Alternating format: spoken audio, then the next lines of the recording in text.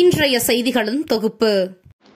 KMDK Namakkal பாராளுமன்ற உறுப்பினர் VS Madheswaran அவர்கள் மோகனூர் பழனியாண்டவர் கோவில், லத்துவாடி கால்நடை மண்டல மருத்துவமனை வளாகம், வள்ளிபுரம் புல்லகுமரன்பாளையம், சிலுவம்பட்டி பொரசபாளையம் பேருந்து நிறுத்தம், நாமக்கல் ஆஞ்சநேயர் கோயில் அருகில் வேட்டாம்பட்டி பேருந்து நிறுத்தம், மரூர்பட்டி சந்தை பகுதியில் தொகுதி மேம்பாட்டு திட்டத்தின் கீழ் உயர்மின் கோபுர விளக்கு அமைக்க பூமி பூஜை, நாமக்கல் மாவட்ட ஆட்சியர் அலுவலக கூட்டரங்கில் மாவட்ட ஆட்சித்தலைவர் மருத்துவர் S. உமா IAS அவர்கள் தலைமையில் நாமக்கல் பாராளுமன்ற உறுப்பினர் VS மாதேஸ்வரன் MP அவர்கள் முன்னிலையில் 217 பயனாளிகளுக்கு ரூபாய் 2 கோடி மதிப்பில் அரசு நலத்திட்ட உதவிகளை வழங்குதல் என பல்வேறு நிகழ்ச்சிகளில் கலந்து கொண்டார்.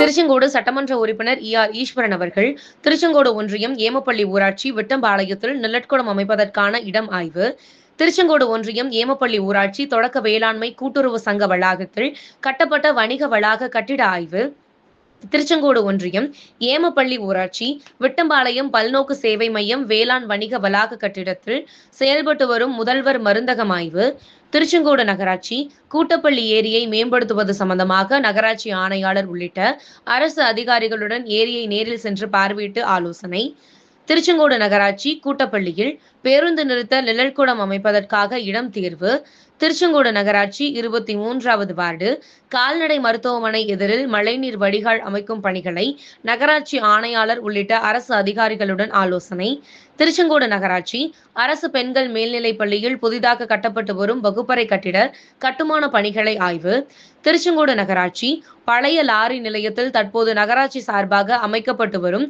வணிக வளாக கட்டுமான பணி ஆய்வு, மல்லசமுத்திரம் ஒன்றியம் பீமரப்பட்டியில் சமுதாய கூடம் அமைப்பதற்கு நடைபெற்று வரும் பணி ஆய்வு என பல்வேறு நிகழ்வுகளில் கலந்து கொண்டார்.